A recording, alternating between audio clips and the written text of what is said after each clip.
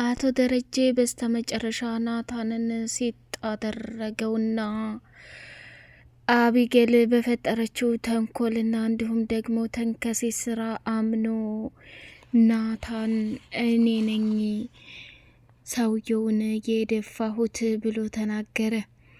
አቢጌልም ከተቀመጠችበት ቦታ ተነሳችና አባዬ ሁሌ እኔን ጥፋተኛ ለማድረግ አትሞክር፣ እኔ በጭራሽ ምንም ያደረኩት ነገር የለም፣ ናታን ነው ይሄንን ልጅ እንደዚህ ያደረገው ብላ ስትል ዳጣና ወይዘሮ ማርታ ደግሞ ፍጥጥ ብለው ደነገጡና አበዱ።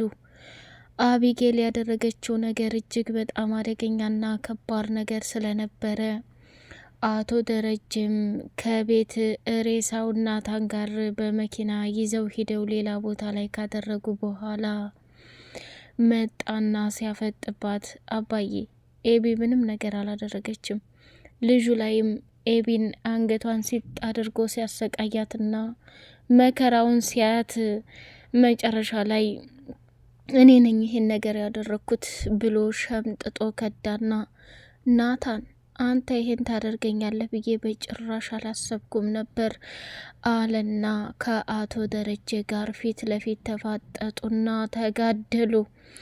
ናታንም ደግሞ አባዬ ባክህ እኔ ያከብረሃለሁ፣ ከአባቴ ቀጥሎ ትልቁ አራያና ትልቁ ለህይወት መንገዴ አንተን እንኳን ማነቅ ቀርቶ ምንህንም መንካት አልፈልግም።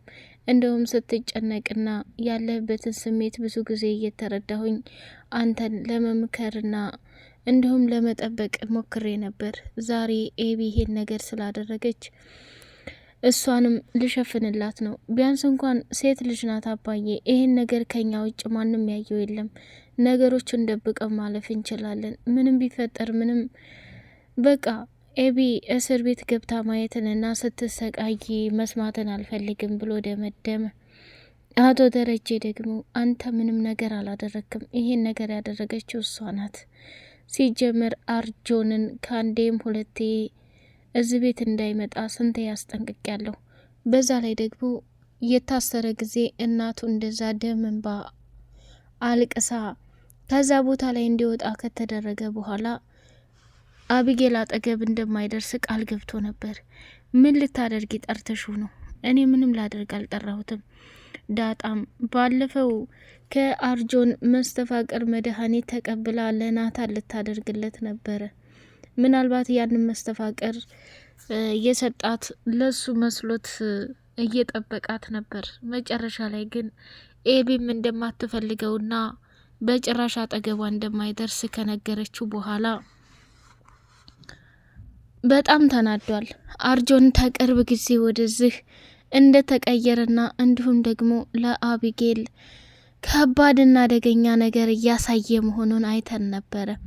ስለዚህ ያን ነው እኔ የማውቀው ብላ ዳጣም ተናገረችና ወይኔ ዘንድሮ ጭራሽ የማንም መጫወቻ አልሆን፣ ማንም እየተነሳ እንደዚህ ይቀውጥብኝ፣ ወይኔ ደረጀ እያለ ደረጀ ከሚባለው በላይ በጣም በጣም አዘነና ተሰቃየ። መጨረሻ ላይ እንግዲህ ማርታም ራሷን መቆጣጠር ስላቃታት ያላት አማራጭ ምንድን ነው? በቃ እድሜ ልኬን እንዲህ እንዴት ተቃጣልኩ ልኖር ነው?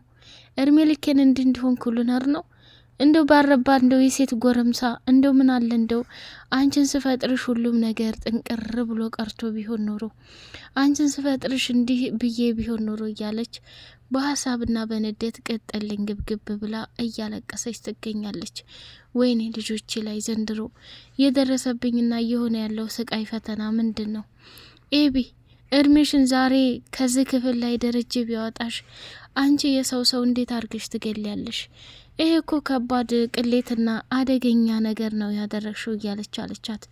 እማዬ እባክሽን እኔን አትፈታተኝኝ፣ እኔ ምንም ያደረግኩት እኮ ነገር የለም። ቆይ እኔን ሲገሉኝ ዝም ብዬ መቀመጥ ነበረብኝ ወይስ እነሱን ዝም ብዬ መመልከት አለብኝ እንዴ? ቆይ ምን ሆነሻል? እያለች አብዬልም ወደ ናታንና ወደ አቶ ደረጀ ላይ ስትደውል ስልኩን እንዳታነሳ ናታን ነግሬሃለሁ፣ ይህን ስልክ ብታነሳ ዛሬ ከኔ ጋር ከባድ ጸብ ነው የምትፈጥረው። በቃ እቼ ተረገመች በገዛ እጄ ሲጥ አድርጌ ልደፋት ዛሬ ወስኛለሁ ብሎ ሲል ወይዘሮ ማርታም እመኒኝ አንቺ የምትሞችውና የምትጠፊው በደረጀ እጅ ነው ብላ አለቻት። አቢጌል የሰራችው ስራ ልክ ባይሆንም ሆኖም ግን እሷ ምንም አላጠፋችም። ምክንያቱም እቤት ድረስ ስትት ብለው መጥተው አቢጌልን እንደዛ ሲያንቋት ዝም ብላ መመልከት የለባትም። ያደረገችውን ነገር አደረገች። ወይዘሮ ማርታ ደግሞ ፖሊሶቹ ሲመጡ ካሜራውን በሙሉ ሙልጭ አርገው አውርደው እንደሚያዩት አታቂም እንዴ እያለች አለቻት። ሰላም ሰላም ሰላም! ወደ የተከበራችሁ የተወደዳችሁ የቻናሌ ቤተሰቦች እጅግ በጣም ተወዳጁና በጉጉት ስንጠብቅ የነበረው የዳጣ ድራማ እንደቀጠለ ይገኛል። ቻናሉን ላይክ፣ ሰብስክራይብ እያደረጋችሁ ለምታበረታቱኝ ውድና መልካም ቤተሰቦቼ አመሰግናለሁኝ። ዳጣ በመጨረሻ ያላሰበችውና ያልጠበቀችው ከባድ ጭንቀት ውስጥ ገባች። ወይዘሮ ማርታ ቆይታዋን ሆስፒታል አደረገችና በሰላምዬ ወንድ ልጅ መውለድ በጣም ከሚባለው በላይ ደስ ብሏት መኪና ውስጥ ከገባች በኋላ ደሬ ዛሬ እንዴት ነው ፊትህን ጣል አድርገዋል እንዴ? ቆይ ምን አይነት ጉር ነው? ፈታ በል ዘና በል የኔ ውድ ባል። ዛሬ እኮ ከሚባለው በላይ በጣም ደስ ብሎኛል። ሰላምዬ የወለደችው ልጅ ወንድ ልጅ እንዴት እንደሚያምር እንደው የፈጣሪ ስጦታው ይገርማል። እዊ እያለች ደስታዋን በፈገግታ ተሞልታ ለደረጀ ነገረችው። እሱም ደግሞ ወይ ማርቲ ይሄን ያክል እንዲህ የሚያስደስት ነገር አለው እንዴ ብሎ ሲላት፣ በጣም እንጂ ለረጅም ጊዜ በጉጉት ስትጠብቀው የነበረ ነገር ተሳካላት። እንደው አንዳንዴ የሰላምዬ ህይወት ያሳዝነኝ ነበር። አሁን ላይ ግን በቃ ለልጇ መኖር እንደምትችል ተረዳሁኝ እና ደስ አላለህም ምናምን ስትለው፣ በቃ ካሁን በኋላ ይህን 2 ቀን 3 ቀን ሆስፒታል ከቆየች በኋላ ወደ ቤት ትመጣለች።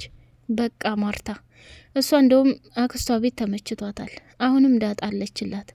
ዳጣማ እጇን ይዛ አለቅም ብላ ቀረች። ምን እንደታያትም አላቅም። ዳጣም በደስታ ተሞልታ እዛው እንትን ትላለች አለች። ታያቸው በቃ እነሱ እንደሆኑ ይሆኑ። ካሁን በኋላ እኛ ወደዚህ መምጣት የለብንም እንዴ? ለምን? አሁን ቀጥ ብዬ ሂጄ ምግብ ሰርቼ መተን እናያቸዋለን። ወይኔ እንዴት ደስ እንዳለኝ። በዛ ላይ ደግሞ እቤት መታ በቃ ልጇ እኔ ግን ደሬ አዝነህብኝ ነው እንዴ?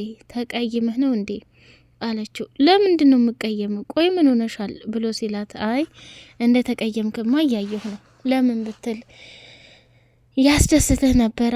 ለነገሩ እኔ እኒህን ሴቶች ልጆች ብቻ ወልጄ ሌላ ምንም ያደረግኩት ነገር የለም አይደል? ያሳዝናል። ወይስ ወንድ ላይ ስላልወለደችልኝ ብለህ ተጸጽተህ ይሆን እንዴ አለችው። አረ በጭራሽ ባክሽ የሌለ ነገር አትፍጠሪ። እኔ በፍጹም ምንም እንትን ያለኝ የለም።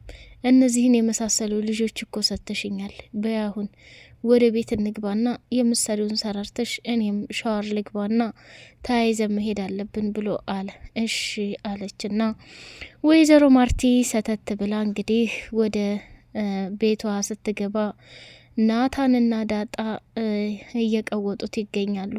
ውሃዬ በጣም በምታሳዝን ሁኔታ በሰዓቱ አቢጌል አንቆ ሲያሰቃያት ይዛ በዱላ ብላው ነበርና ከዛ ደንግጣ እየበረረች ወደ ሰራተኛዋ ክፍል ከምጥን ጋር አብረው ቁጭ ብለው ሳለ ምን ተፈጥሮ ነው? ምን እየተካሄደ ነው? እያሉ በጣም ተጨናንቀው ነበረ።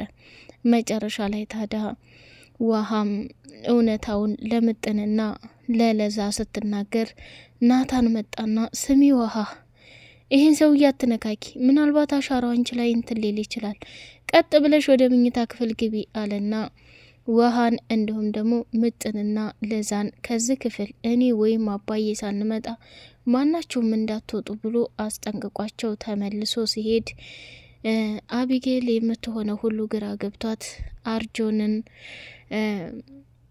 እያሯሯጠ ፎቅ ላይ ይዟት ነበርና በስለት ሊወጋት ሲል ናታን እየበረረ መጥቶ አንገቱን ሲይዘው በያዘው ስለት ናታንን ወጋው። ናታንም ደግሞ እዛው ሲወድቅባት አቢጌል አነሳሳችና ምንም እንዳልሆነ ደህና እንደሆነ ራስሽን ጠብቂ እያለ መዳረቅ ጀመረ።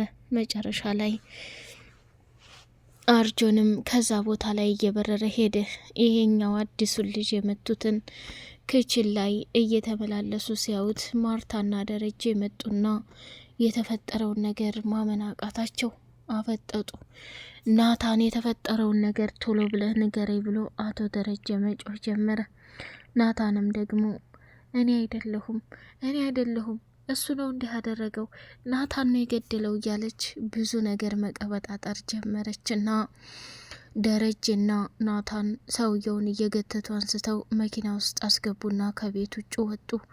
ወይዘሮ ማርታም በጣም ተናደደችና ተቃጠለችና ወደ ሳሎን ቁጭ ብላ የተፈጠረውን ነገር በሙሉ አቢጌልን ጠየቀቻት። አቢጌል ደግሞ እማዬ እኔ ግድግዳ ላይ ፍሬም እየሰቀልኩ ነበርና በድንገት መጥቶ ይፈልገኛል። ከዛ ተደብቄ ወደ ክችን ስገባ መጣና አንገቴን ንቅ አድርጎ ሲያሰቃየኝ ባገኘሁት ዱላ ወገቡን ስለው ሄዶ ድፍት አለ። ከዛ ናታን መጣ። ይህ እንዴ ናታንን እኮ እኔ ነኝ ለሰላምዬ ልብስ አምጣ እንዲህ አድርግ ብዬ የላኩት። ከምን ጊዜው መጥቶ ይሄን ነገር አደረገ? ወይኔ ልጆቼ፣ እነሱስ እንዴት ሊመጡ ቻሉ? ይሄ ሰው ወደ ቤት እንዴት ሊገባ ቻለ? አርጆን ነው እማዬ። እንዴ አርጆን የዛኔ አባትሽ እስር ቤት ወስዶ ካሰረውና ካስፈራራው በኋላ አጠገቤ አይደርስም ምንም አይደርስም እያልሽ ስትያል ነበር እንዴ? እንዴት እዚህ ድረስ ሊመጣ ቻለ ብላ አፋጠጠቻት። ዳጣም እንግዲህ ቆይታዋን ተሆስፒታል አደረገችና ወደ ቤት ስትመጣ ቤቱ ክብድ ብሏት ሰላሙን አጥቶ የሆነ ችግርና አደጋ እንዴት ተፈጠረ ገመተች። ውሃ ደግሞ ከጉንዳኖቹ ጋር ቁጭ ብላ ተጣልተዋል፣ እንደ ምጥን እናትና አባት ተለያይተዋል፣ እናስታርቃቸው እያለች እነሱ ጋር መጫወትና መጨመላለቅ ጀመረች። ዳጣም ደግሞ አይ ውሃ አሁን ከጉንዳን ጋር ምን ታደርጊያለሽ? ዳጣ ነይ ቶሎ፣ ተጣልተዋል፣ ተለያይተዋል፣ እናስታርቃቸው እያለች ስትል ዳጣም በገዛህቷ በጣም ተገረመችና አይ ውሃ ያንቺ ነገር በቃ ይሄ ሆኖ ይቅር፣ መጨረሻሽ እንደዚህ ሆኖ ይቅር፣ በጣም ታሳዝኛለሽ እያለች እቤት የተፈጠረውን ነገር በሙሉ ስትጠይቃት እማዬም ኤቢም እቤት ናቸው፣ አባዬና ናታን የት እንደሄዱ አላቅም። አንድኛ ቤት አዲስ ሰውዬ መጥቶ ኤቢ ወገቡን ብላ ገደለችው ብላ ስትላት ዳጣም ምንም ስላልገባት ወደ ቤት ሰተት ብላ ገባችና አቢጌልን ተቀምጣ አገኘቻት። አቢጌል በጭንቀት ላይ ሆና አሁንም ከዳጣ ጋር ከባድ ችግር ፈጠረች። ስሚ የማላውቅ መስሎሽ ነው አይደለ? ሰላም ወንድ ልጅ ወለደችልሽ፣ ወንድም ተወለደልሽ፣ ለማንኛውም እንኳን ደስ አለሽ ብላለቻት። እንዴ ብዬ ምን ሆነሻል? አንቺ ሰላምዬን ሄደሽ አታያትም እንዴ? በጣም ደስ ብሏታል እያለች አለቻት። ስራ ፈት ቆይ ብዬ ፊትሽም ልክ አይደለም፣ እዚህ ቤት የተፈጠረ ነገር አለ እንዴ? ምን ሆነሽ ነው እያለ ዳጣ የምትጠይቃት መጨረሻ ላይ ኦፍ ለራሴ በጭንቀት እያበርኩ ነው፣ አሁን አንቺ መተሽ ሁለተኛ ጭንቀት ትሆኝብኛለሽ አለችና ኤቢም ወደ መኝታ ክፍሏ ገባች።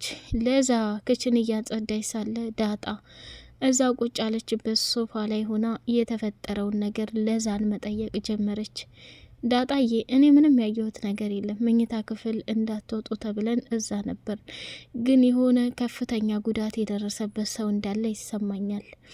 እትዬሳ እትዬ ወደ መኝታ ክፍል ናት ብላ አለች። ወይዘሮ ማርታም መኝታ ክፍሏ ላይ ገብታ ደምን ባያነባች ትገኛለች። መጨረሻ ላይ ዳጣና ኤቢ እንዲሁም ማርታ ሳሎን ላይ ቁጭ አሉ። ናታንና አቶ ደረጀ ከቆይታ በኋላ ሲመጡ የተፈጠረው ነገር እጅግ በጣም አነጋጋሪና ከባድ ነገር ሆነ። ናታንም ሰውየውን የገደልኩት እኔ ነኝ፣ ኤቢ ምንም ነገር አላደረገችም ብሎ ሸምጥጦ ከዳ ማለት ነው። አቶ ደረጀም ማንቆርቱን ሲጥ አድርጎ እያሰቃየው ይገኛል። ውድ የተከበራችሁ የተወደዳችሁ የቻናሌ ቤተሰቦች በቀጣይ ፓርት እስከምንገናኝ ሰላም አለይኩም ወራህመቱላሂ ወበረካቱ።